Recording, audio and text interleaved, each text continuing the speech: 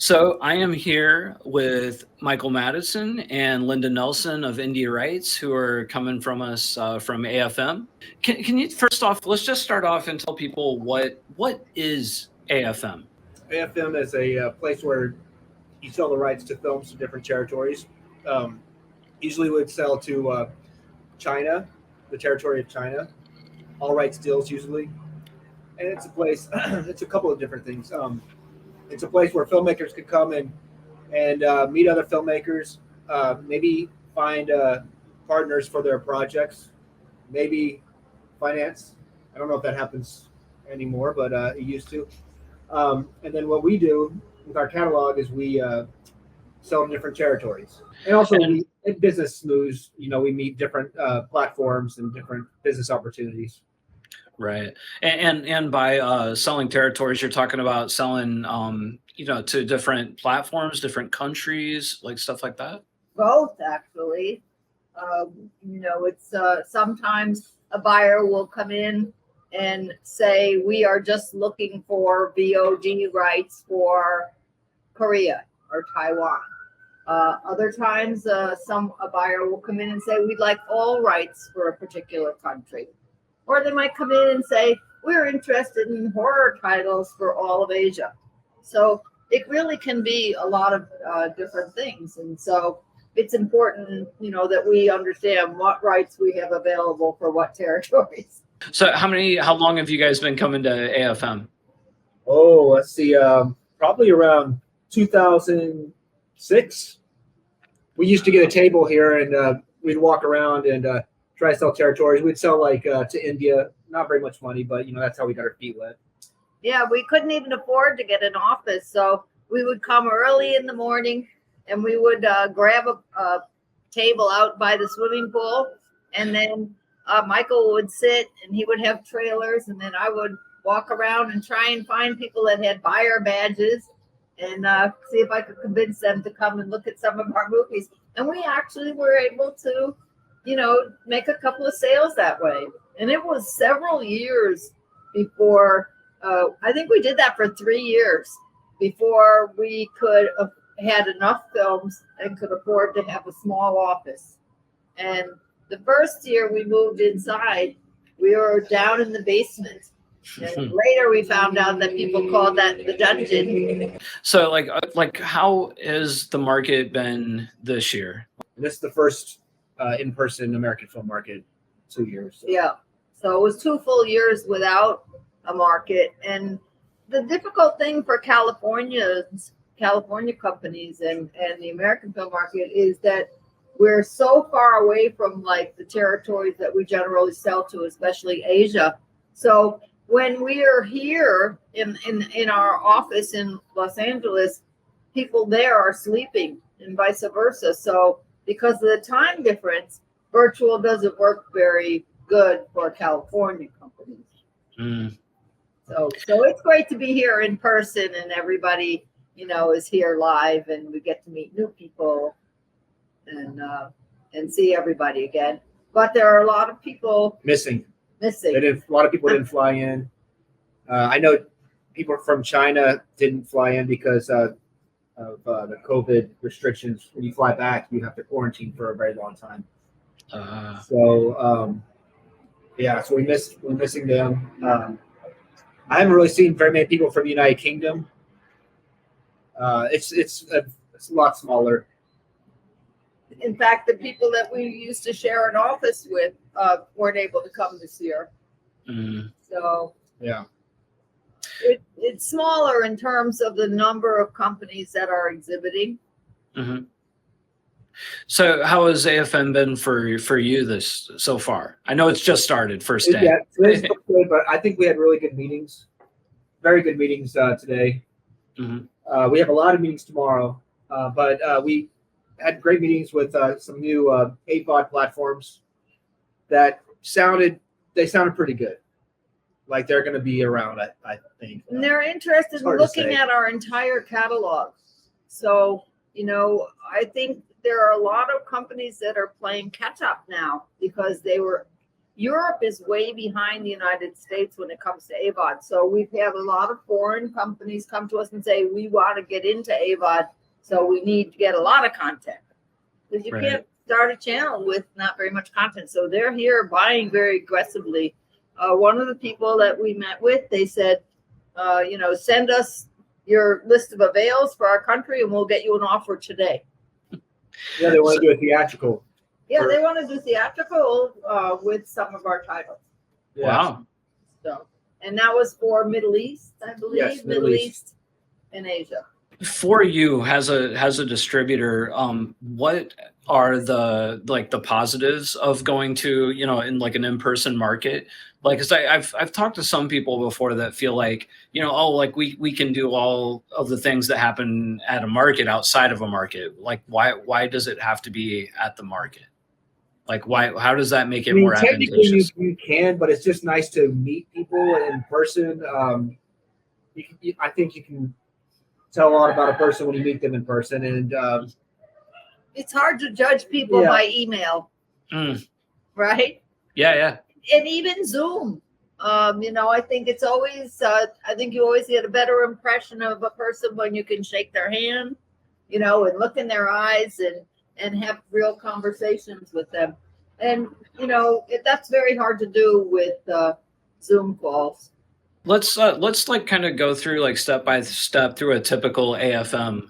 What's day like? Because I know different days are kind of different. There's different focuses. Usually, the beginning of the market, we are trying to sell rights to a country. That's when we focus on sales. Towards the end of the market, we start meeting filmmakers for acquisitions. Like in general, when filmmakers want to come and start, pitching to distributors or trying to make deals, like they're better coming towards the end of the market. I think so, yes, because we're trying. Everybody's the same, pretty much. That's here. They're all trying to sell the first couple of days. It used to be that China would come and they would want to, close a deal by the second day or third day, and they're, usually the buyers are pretty aggressive the first couple of days.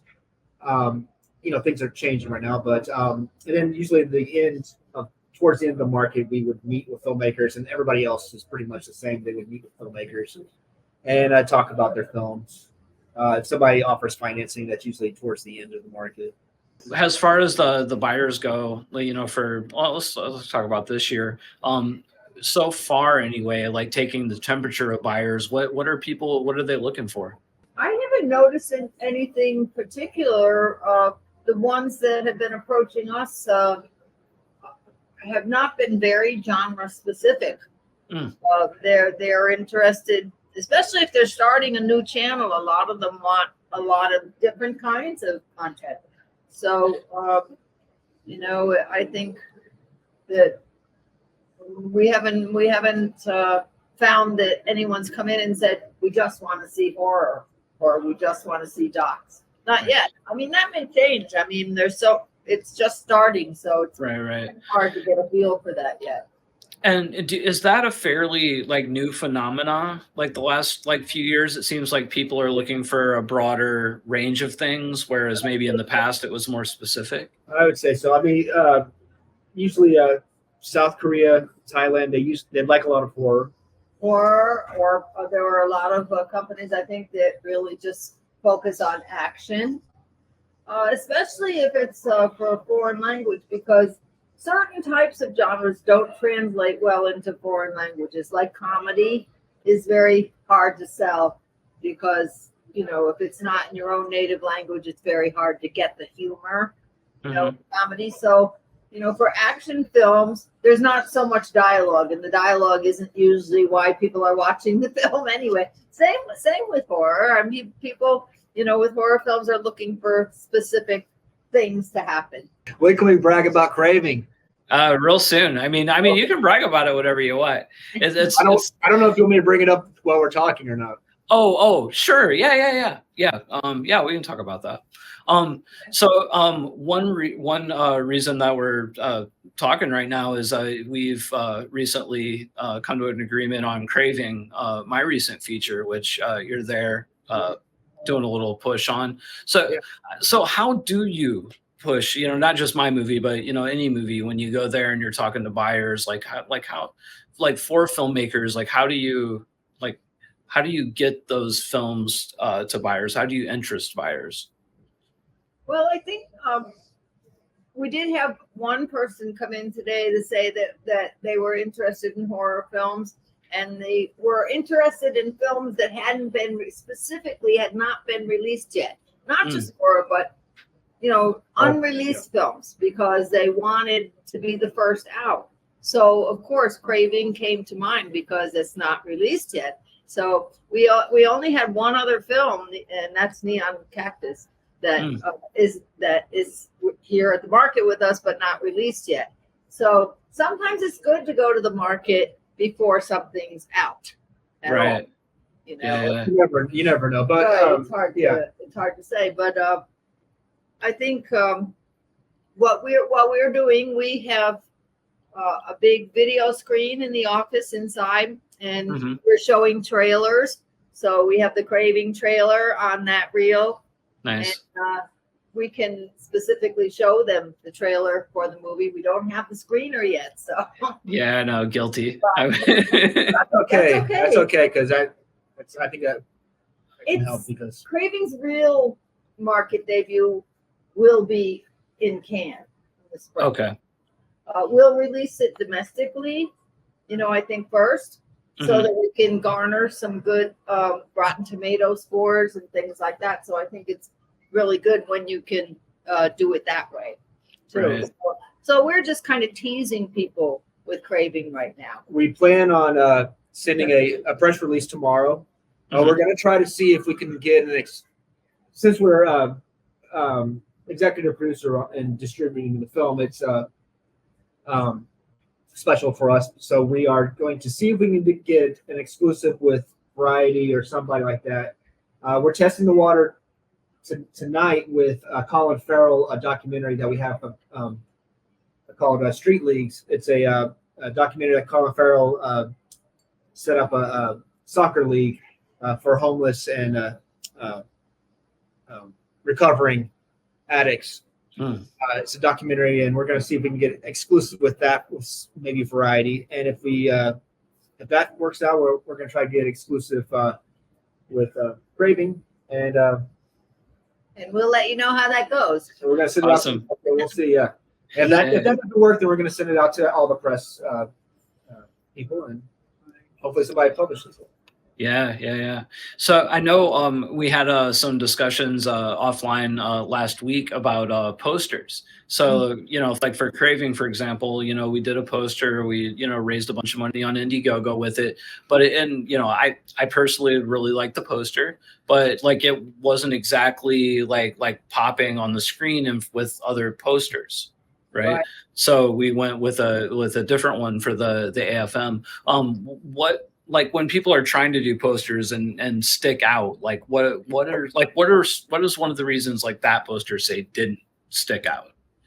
Part of it was that it was very monochromatic. In other words, it's pretty much all red, and that can kind of like get blurred, so even the title was all basically red or shadow. And so because of that, it didn't seem to really pop, and especially for posters that are going to be used for VOD or even at the market, it has to really pop. So the one that we're using, and it was very interesting because we sent out our first mailer to buyers, right? And we use MailChimp, and MailChimp is great because it tells us how many people click on each poster. We had 10 posters on the mailer, and you could click the poster to watch the trailer, right? And we didn't get very good feedback. Very high number of people clicking on the original poster that we were using. Once we changed it, we got as high as any. Oh, that's great. One. So that tells us that, okay, people saw that. They saw the teeth and the title really stuck out. And so, it really piqued their interest. And so that really told us that that's the poster we want to go with for VOD. And so it's exciting. But that doesn't mean you can't use multiple posters. Absolutely. Right? So you can use many different posters for promotion. Oh, totally. Yeah, I still love that other poster, but I totally. No, it's good. Yeah, but actually, I think it was one of the first things that we connected with over it, but I totally understand how, especially on a page with other posters that didn't stick out. The poster that you went with, it's basically the one I got on my wall, right? Yes. Just with the names, right? Yeah. How has your your foreign sales grown over the years? Because I know if I remember correctly, when one of the first times we were talking, you started in domestic and you moved out into foreign. Mm-hmm. So how do you grow that? Is that mostly at markets? Yes. Yeah, I would say so. Because and what really got it started and it helped our reputation as a foreign sales agent we had massive sales to China. Like 3 or 4 years ago and 5 years ago, we've sold over 40 films to China. So that would always make the press because we'd sold more films to China than anyone. And so that got our name out there. And what we've come to realize is that indie rights is a brand, and we need for buyers not to just focus on an individual film that they see of ours, but to know that they can come to indie rights and find good films. Right. So for the first time this year, we're really starting to understand that we want indie rights to be known. And that's a lot of that is happening with our new YouTube channel. Yeah. That's really becoming a brand and becoming very, very popular. Yeah, let's talk about that for a minute, because we talked about this last time, me and you, but the YouTube, and you guys are basically becoming your own MCN at this point. You're past 200,000 subscribers at this point. We're 240, I think. Right. Yeah. Well, we're at the market. We should hit 250,000. Wow, that is great. That is great. And do you? I personally think YouTube's going to be a major avenue for distribution in the coming years. It is already, but how is that? How has that grown for you? Now it's our third largest money earner. Wow, which is incredible. To the Amazon, and then our YouTube channel. Wow, that's wild. Yeah. That is wild. What are some of the challenges of the YouTube channel? As I know, content ID tagging, especially on music, can be trying. The films have to you have to take out any sexual scenes. If a woman is bent over and wearing panties, you have to take that out. And I couldn't figure out why this film wouldn't pass. And then finally there was a scene where she fell over somebody and she's wearing panties. And once I took that out, the film passed. Wow. And then profanity, my own film, a person was using the F word, like you say, and it was every other word. And then what I would do is, instead of putting a bleep or anything there, and I tried to edit it, and it was just so choppy. So I just lowered the volume each time, and that made it pass. You got to take out if anybody does cocaine. Right before they do the cocaine, just cut to the next scene. That seems to work. And I think if filmmakers just think of it as making a movie for network, like ABC movie of the week, where you have to take out, Jaws or whatever. You have to take out a lot of violent scenes. If you take out that, it usually will pass. And the money's pretty good. It's extra money. Yeah. Is that something you're thinking about offering or asking from filmmakers in delivery, like alternate versions of the movies? Yeah. Yes. Yeah. Give me a PG 13, MP4, small file that I can put up. Sometimes, I have to put it up a couple of times and edit it 3 or 4 times until I can figure out what's offensive. Also, music rights. You've got to have your music rights, and that's been a real issue. That's been an issue. Usually, if we fight the music rights, I don't know if the producer really has the rights to the music. Right. You don't want to get. We do it once, and then I put it back on the producer and say, you've got to go contact people and tell them to drop these the claims. Yeah.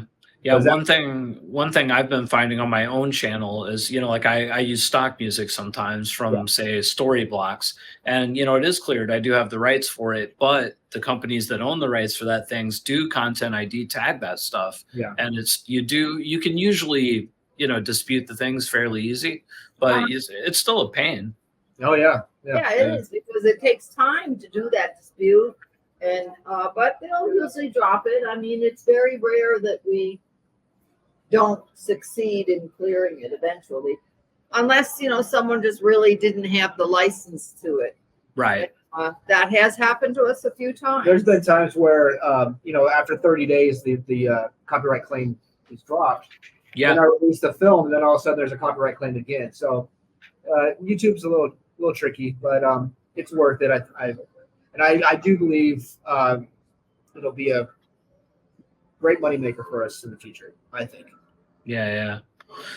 So, and I know like AVOD has become like a big thing, YouTube, Tubi, especially Tubi, and I know that there are new ones popping up all the time. So like when new platforms are coming to you, and I would assume you get approached a lot by new platforms, say, hey, what are your avails? Like, how do you vet newer platforms? Well, one thing I always do is check out the platform. I ask them very pointed questions. How many subscribers do you have on your channel? How long has the channel been published? If it's AVOD, if it's like a Roku channel, we would ask how many installs they have, because all of those things tell me how successful their channel is. Mm-hmm. And so we're quite careful that if it's new, we only do a paid licensing fee, a flat fee. So in other words, because if it's brand new, we would never do a revenue share, because we might make pennies, and we don't want any of our films out there. It's time not consuming. Earning. It's extremely, and it is time consuming. Yeah. So we try to really vet the new channel very, very carefully. Now, if someone comes and says, I've got a new channel, we're not launching until February of next year, but we're willing to pay you $5,000 for each film, we would do that. Right. Right? Yeah. So, we just are very careful about researching who they are, and, and we're careful who we deal with. Mm-hmm. We probably get 3 to 5 offers a week. Oh, wow. And most of the channels are not going to make it. We have a TVOD and an AVOD Roku channel, and we can't get anybody to they don't make any money. Yeah, to watch anything. Yeah, it's funny. I see filmmakers in groups all the time talking about starting channels, or I just started this, or I'm doing this AVOD channel, and I'm happy for anybody who wants to try their entrepreneurial thing, but that's a really hard bracket to break into. No, because you're competing with Amazon, with Netflix. I mean, to start a subscription channel is really difficult. Yeah, you're competing with Hulu and Netflix. So how do you do that? And an Avon channel, you're competing with Tubi. You better have a lot of content. Now, we have so much content that our YouTube channel can compete, and it's competing well with 250,000 subscribers.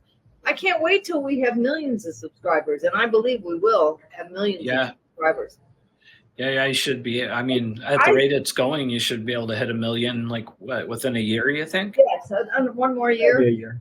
Yeah. And I think that it can become our largest revenue generator. Yeah. It's possible that at some point that our channel will make more money for us than Tubi or Amazon. How crazy is that? But I do think it's important that filmmakers make 2 cuts, their director's cut, whatever they want to do with it, and then do a Alfred Hitchcock type of cut where you just cut away, or you show something else instead of the knife going into somebody. Yeah. And you can do a lot more, because the AVOD channels, they may get strict also. Yeah. They have advertisers, and advertisers only want to put their commercials on certain content. So. I think what you said earlier about it, basically being your TV cut, just think of it as, you're doing your own TV cut, except you are in control of it, so like, why not do, I honestly, I think it sounds like a cool challenge. When I deliver Craving, I was already planning a cut for that. That's good. Oh, great. Yeah. Good. I mean, I'll definitely have to on that movie, but yeah. Yeah. Although I don't know, it's actually not. I don't think there are any drugs in it, and no sex. There's a lot of gore, but I guess I could cut that back. You know what? I don't think there's too much of a problem with blood. I don't think there is. I don't. Yeah, It's funny because Americans, we're very picky about sex, but not so much about violence. And in Europe, it's the opposite. Right. They don't care about sex. It's normal for there to be sexual scenes in films and movies, but they don't like a lot of violence. So it's like kind of the opposite of here. We're both westernized countries. You wouldn't think there would be such a difference, but there really is. Yeah. For filmmakers that are coming to AFM, what are some tips for filmmakers, like on how to conduct themselves, how to like set up these meetings, how to approach, a distributor or other filmmakers there? I think what they should do, they should register for, usually the market will sell a half market pass for the last couple of days of the market. And then, and that's less expensive than getting a full on pass for the whole thing. And then once you register, they will give you access to the film catalog and Sanando.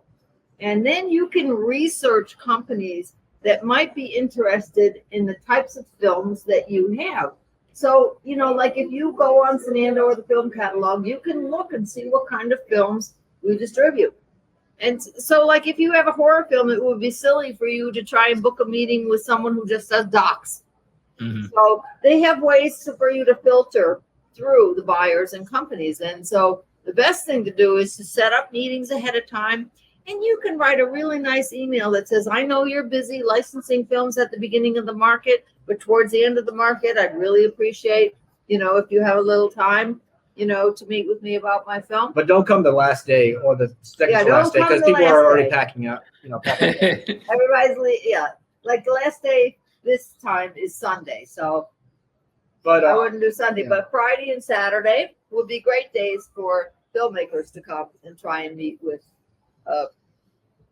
producers. Yeah. Also, your expectations.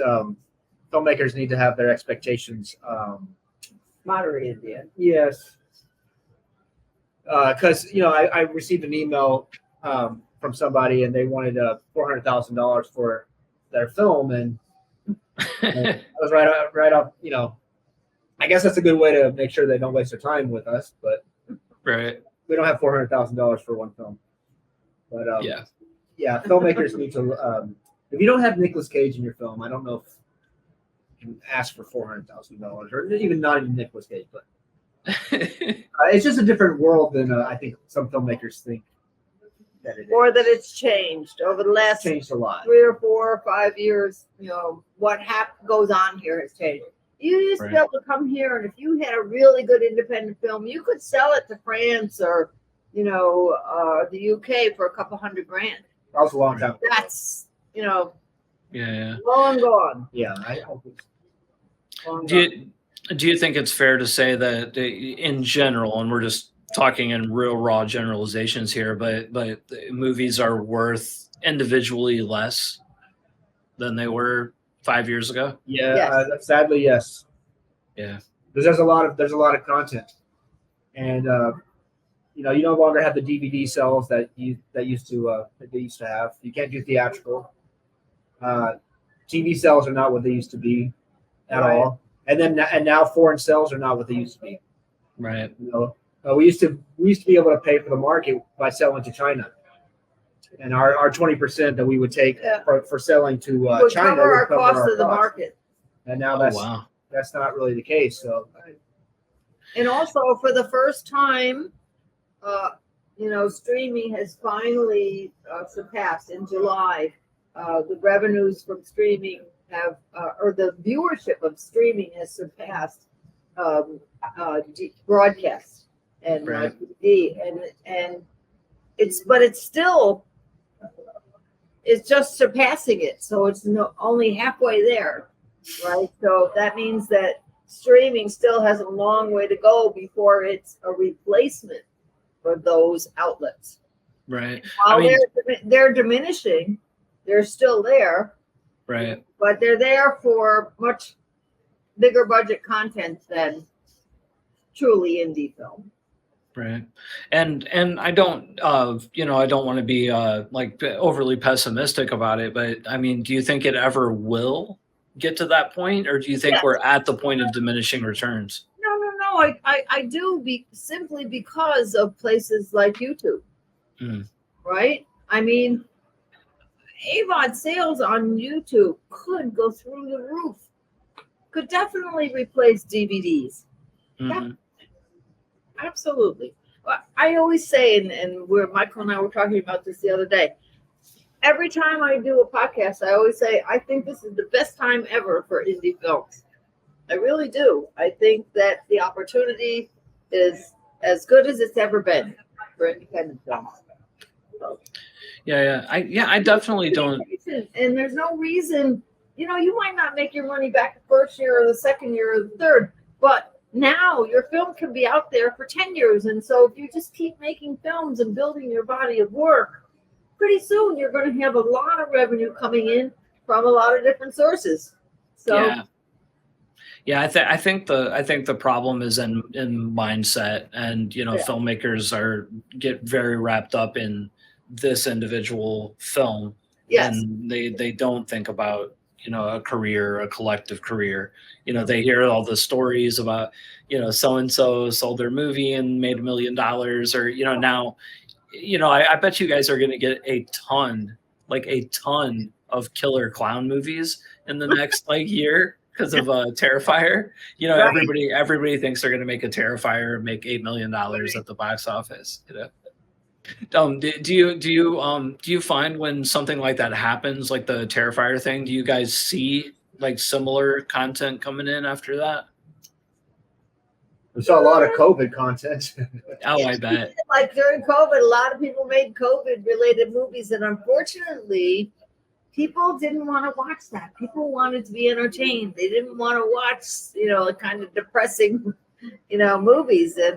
And so I think a lot of people were disappointed that made those kind of movies. But yeah, what you're saying is 2 years from now, we will see those films that you're talking about. Right. 2 years from now, we'll see a lot of it. Because there was a lot of vampire films when the vampire thing was big.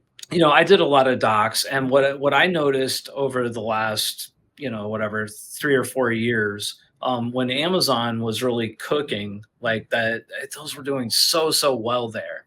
And, Tubi's been great for pretty much everything else, but I haven't found it to be awesome for documentaries. Yeah. Have you found that to be true as well? I found it true. Yeah. It's true. However, we're noticing in the last several months a major shift on Tubi. Oh. It used to be that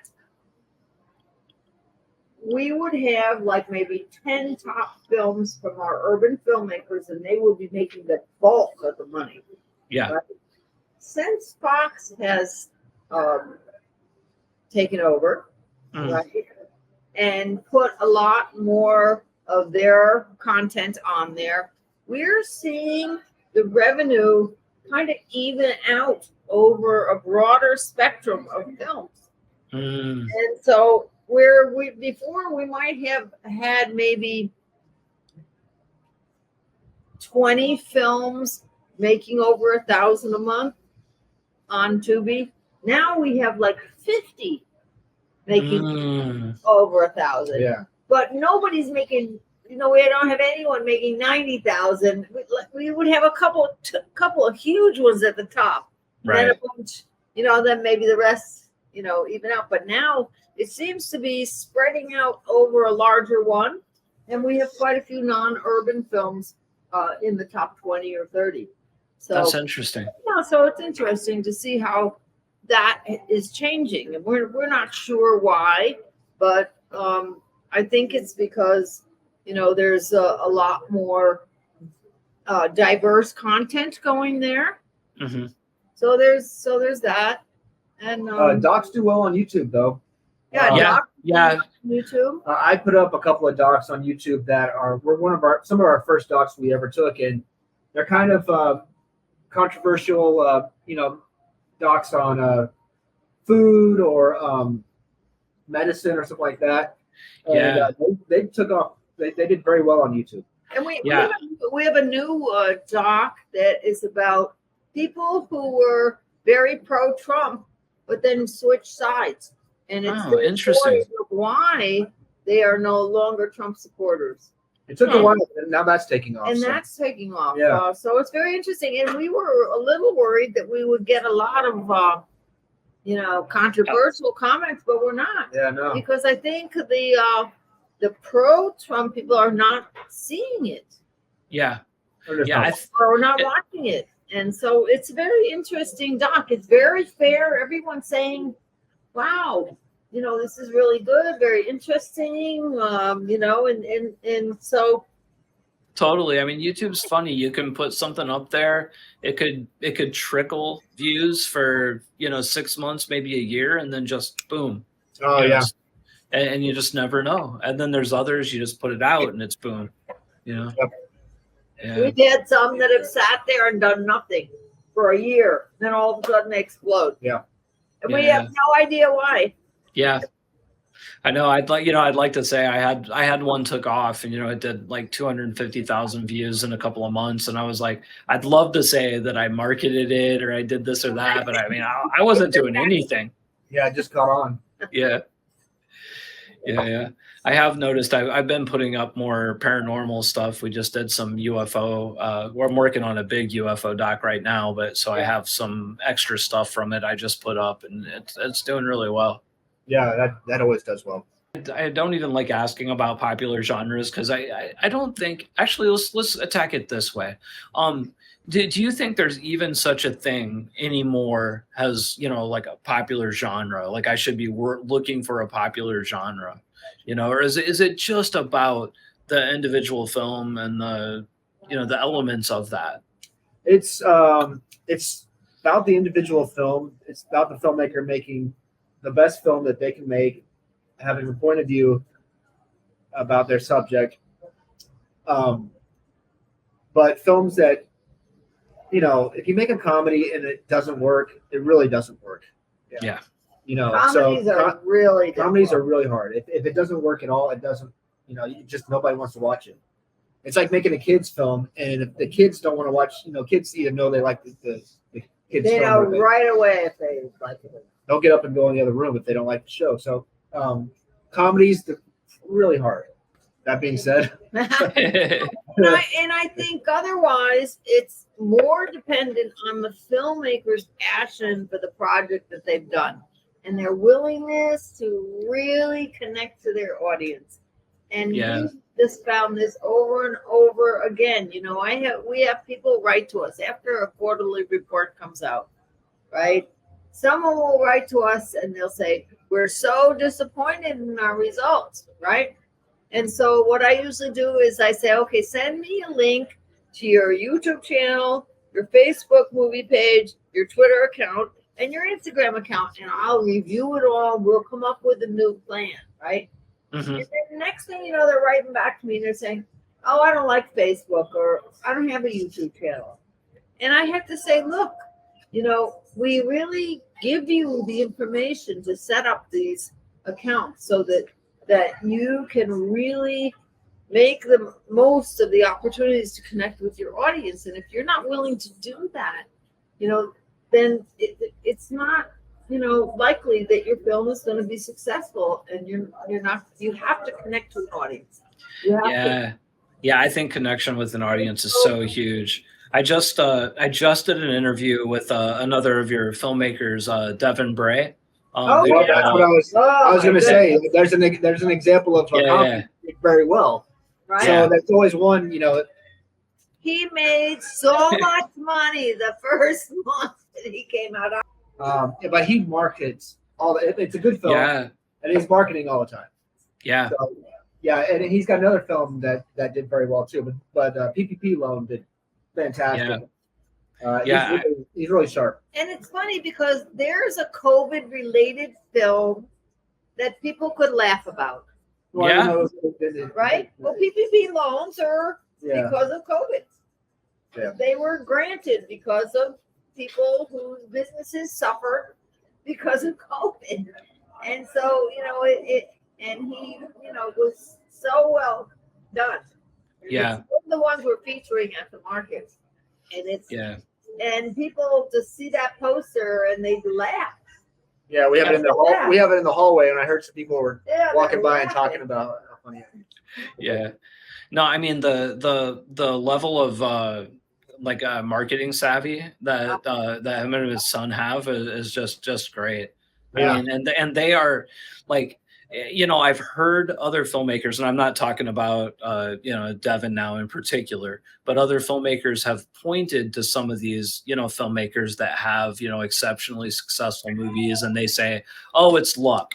Oh, they did this. They picked the right genre at the right time, and it was luck. And from talking to the guy for a couple hours, I can tell you it absolutely was not luck. It was planned out to the T. Yeah. And he shares in our private group how he does some of his marketing. Yes. Yeah, Yeah. totally. Yeah. And he's they have a best movie on Tubi Facebook group with 35,000 users, and it is one of the most engaged groups I've ever seen. Like and when you like, there's no way that I don't know. It's just amazing. Like seeing the way those guys market. Really smart. Yeah. Yeah. Really smart. Yeah. And so like filmmakers need to they need to think about things like that. The days of being able to, I'm going to make my brilliant movie and it is going to speak for itself and I don't have to do anything like that. That's over. We have to market our movie. We have to market ourselves. Yeah. If that's something that turns you off, don't make independent films. No. Exactly. You have to. I think a lot of independent filmmakers, they don't like the idea of marketing themselves or considering themselves the brand. And they are the brand. It's the filmmaker, that has to connect to their audience, and it's really, really important. Yeah. I think a lot of filmmakers are shy, right? And it's hard, but you have to get over that. But this has been great to have a fireside chat. Are people going to think we're like in hell with this fire pit in front of us? No. It's an interesting visual. I haven't had it yet on the channel. Yeah, this is the first one. Right. We're excited about Craving too. So. Yes, very excited about Craving. I'm really happy to have you guys on board, and I don't just say it as lip service. I talk about you guys all the time, and there isn't another distributor I even considered for this film. Oh, great! Yeah, We appreciate. We're very happy. Yeah, I think it's gonna. One thing that we didn't talk about, but okay. TVOD on Amazon is really doing well for us right now. You know what? It's funny you should mention that because I've actually seen on a much smaller scale. I have much fewer movies than you, but I've seen that as well. Like where I still have probably 20 titles on Amazon TVOD that I just have stopped even monitoring over the last year, and I just in the last 6 months I've noticed about maybe an 80% increase. Yeah. What happened is we put out a couple of films, and now what Amazon's doing is you can't go on Prime right away. Right. You have to be on TVOD, and if it does really well on Amazon, and you get enough reviews, they'll pick it for Prime. I don't know why that's happening. Maybe less people are putting their films on Prime, and now if you go to Amazon, you're kind of forced to buy it or rent it. I don't know, but we're seeing TVOD do very well.